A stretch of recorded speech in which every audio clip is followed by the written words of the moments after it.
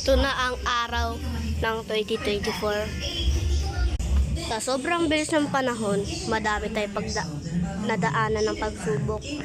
Magsak, nawalan ng trabaho, at madami pa.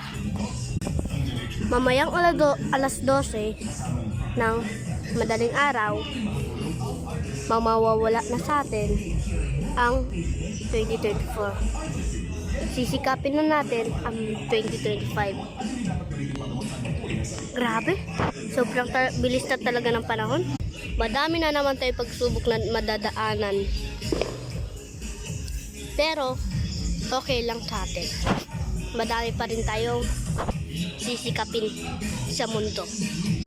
Kaya ngayon guys, mamaalam na tayo sa 2024. Kaya sa inyo guys, Happy New Year.